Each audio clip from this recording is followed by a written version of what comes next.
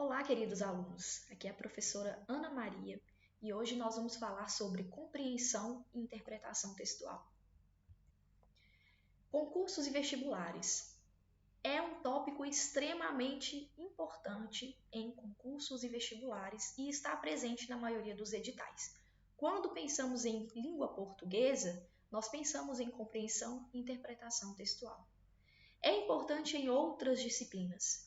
Se você consegue interpretar e compreender um texto, você também conseguirá utilizar essa habilidade em outras disciplinas, como direito, raciocínio lógico, conhecimentos gerais, atualidades. Então, quando você compreende e interpreta adequadamente um texto, você tem facilidade em compreender outras disciplinas, principalmente essas disciplinas mais teóricas. É o tópico inicial do estudo na nossa língua. Quando você observa os editais, vocês percebem que lá no topo, o primeiro tópico geralmente é compreensão e interpretação textual.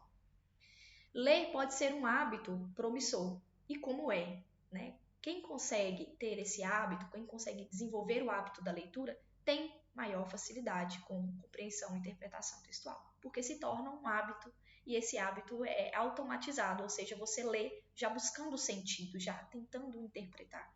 Então, por isso fica aí a dica de fazer leituras que sejam enriquecedoras, de livros que sejam enriquecedores, não necessariamente livros clássicos, mas livros que te chamem a atenção e que tenham uma gramática que possa forçar um pouquinho a sua interpretação, tá? Bom, compreensão e interpretação. Afinal, o que é compreender e o que é interpretar? Primeira coisa, não são sinônimos. E muita gente pensa que compreender e interpretar é a mesma coisa, mas não, tem diferença. Se fosse a mesma coisa, lá no seu edital não estaria compreensão e interpretação, estaria apenas um dos dois. Então, nós temos aqui dois campos de estudo que são diferentes, tá? Eles são complementares, mas são diferentes.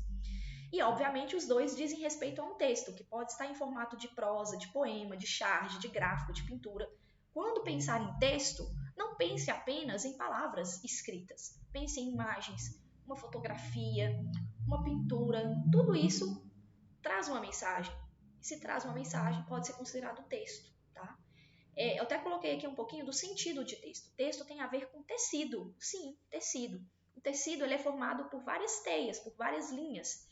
Então, é a mesma coisa o texto de palavras, ou uma imagem, ou uma pintura. Você buscará o sentido ali. E essa busca de sentido tem a ver com compreender e interpretar. Alguns conceitos importantes nessa área. Primeiro deles, correção. Quando eu falo assim, esse texto precisa ser corrigido, eu estou falando de obediência às regras gramaticais. Esse texto precisa seguir, precisa contemplar as regras gramaticais. Quando eu falo de coesão e coerência, que também são termos que muitas vezes são estudados como sinônimos, nós sabemos que coesão tem a ver com as estruturas do texto, a ligação entre as estruturas de um texto. Então, são as palavras, os conectivos que você utiliza, preposições, conjunções, que auxiliam no sentido. E quando eu falo de fazer sentido, aí sim que eu vou falar de coerência. A coerência que tem a ver com o sentido, com a lógica. Então, às vezes você pega um texto e aquele texto é um tanto quanto confuso. Quem nunca teve esse contato, com um texto confuso? Aí você fica assim, nossa, não estou entendendo nada, é muito confuso, tem muitas ideias estão mal organizadas. Então, essa má organização de ideias seria um texto incoerente, leva à incoerência textual.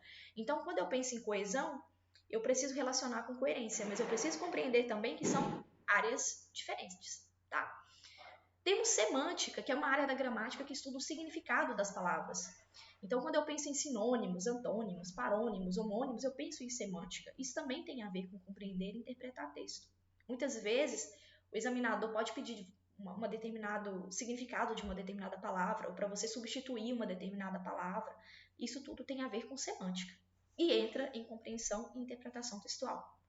Concisão. Gente, ser conciso é ser capaz de resumir, de condensar as ideias em menos palavras. Então, eu tenho um texto de 10 páginas, de 10 laudas, e eu resolvo fazer o quê? Fazer um resumo desse texto. O que eu vou fazer? Eu vou pegar as ideias e vou resumir em poucas palavras. Não quer dizer que as ideias diminuirão. É o mesmo número de ideias. Mas eu vou fazer o quê? Eu vou colocar em menos palavras. Isso é ser conciso. Isso é poder de concisão. Também muito importante. E também é uma habilidade de quem sabe compreender e interpretar textos. Vamos lá, então, para o primeiro conceito, que é a compreensão textual. Quando eu penso em compreensão textual, eu estou falando do que está posto, o que está visível, que é facilmente perceptível. É aquilo que está na nossa cara, né? Então, nós geralmente temos lá nas questões o que o autor afirma, está evidente que. Então, isso tem a ver com compreensão textual. É um pouco mais simples, né? Então, eu tenho aqui um exemplo. O número de casos de dengue volta a crescer no Brasil, como se fosse aqui uma manchete de um jornal. Então, nós temos aqui o que está posto? Que há casos de dengue no Brasil. Os casos de dengue estão aumentando, crescendo. Eu posso perceber isso, eu consigo compreender o que é dengue, eu consigo compreender que está crescendo, que isso está acontecendo no Brasil. Agora, a palavra volta, olha aí a questão coesiva, né? Ela dá uma ideia de que tinha parado de crescer e agora está voltando. Ou seja, esse número tinha normalizado, mas agora voltou a crescer. Então, são informações que estão explícitas, estão visíveis a partir dessa oração. No caso da interpretação textual, é um pouquinho mais difícil, porque é aquilo que está pressuposto, aquilo que não está dito, não está na nossa cara. Nós temos que buscar analisar o texto para conseguir retirar essas informações. Geralmente, lá na questão, vai estar assim, infere-se, conclui-se, depreende-se, ou seja, estou falando aqui de interpretação. Exemplo, no Brasil, pelo menos 80% de mulheres jovens e adultas já sofreram algum tipo de assédio sexual. Eu tenho essa informação. Qual que é a interpretação que eu posso fazer? Infere-se que a maioria das mulheres são assediadas sexualmente. Logo, o Brasil é um país inseguro para elas. Eu posso chegar a essa conclusão. Eu posso inferir, eu posso retirar essa informação a partir dessa oração que está aqui como exemplo. A confusão, geralmente, nasce da interpretação. Muita gente pensa que a interpretação é subjetiva, mas quando eu falo de interpretação textual para concursos e para exames vestibulares, ela não é tão subjetiva.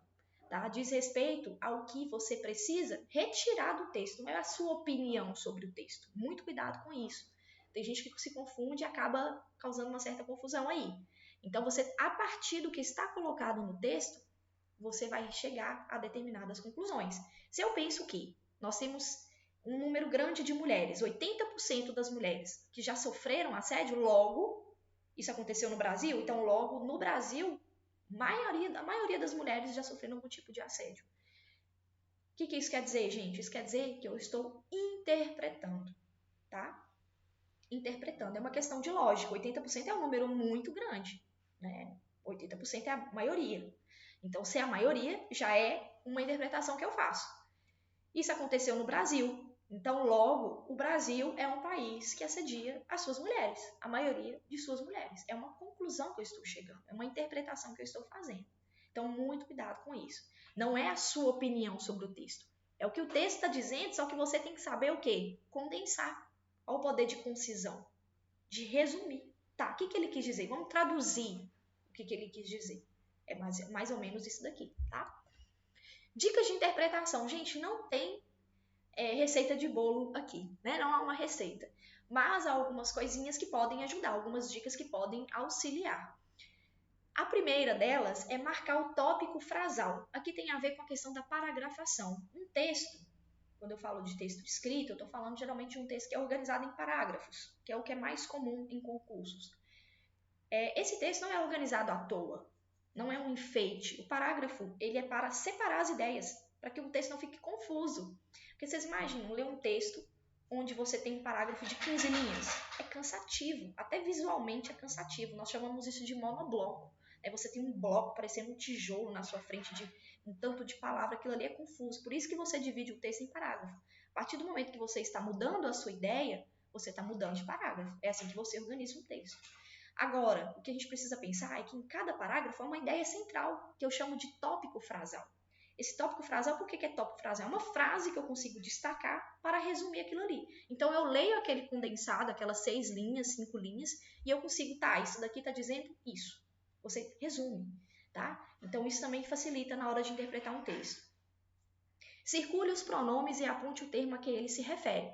Eu coloquei aqui um exemplo. O que é pronome? Pronome é uma classe de palavras que pode modificar ou substituir o sentido de um termo. Como exemplo, eu usei aqui o pronome ela. Está substituindo o nome Janaína. Observem, Janaína andava estressada por causa do excesso de trabalho. Por isso, ela procurou desenvolver hábitos saudáveis ao longo da semana. Ela está substituindo Janaína para evitar uma repetição. Então, para evitar a repetição, eu uso o quê? O pronome ela. Senão ficaria por isso Janaína procurou. Então, para não ficar repetindo a palavra Janaína o tempo inteiro, eu uso um pronome que está se referindo a Janaína. Agora, muito cuidado, vou até puxar aqui uma setinha. Muito cuidado que eu tenho aqui o pronome ela, se referindo a Janaína, que já foi dito anteriormente no meu texto. Quando eu tenho um pronome fazendo referência a algo que já apareceu, que já foi referenciado, então eu chamo isso de anáfora. Se esse pronome estivesse fazendo referência a alguma informação que viria após ele, aí eu chamaria de catáfora. Se tivesse vindo fazendo referência a um termo posterior, aí seria catáfora. Então, quando faz referência a um termo anterior, anáfora. É até fácil de pensar, né? Porque é a letra A. Anáfora, anterior. Catáfora, posterior. Bom, outro caso que nós temos aqui são as palavras repetidas. Às vezes as palavras se repetem ou há sinônimos substituindo essa repetição. Então, eu tenho aqui, em uma pesquisa recente, 10% dos brasileiros assistem a séries de terror. Tal estudo foi realizado pela grande empresa Netflix.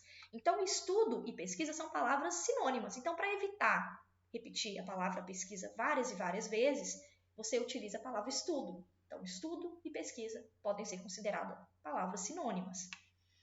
Então, aqui nós temos mais um exemplo dessa importância de fazer essas marcações ao longo do seu texto, porque evita perder tempo quando você for fazer as questões. Ficar voltando 200, 300 vezes no texto.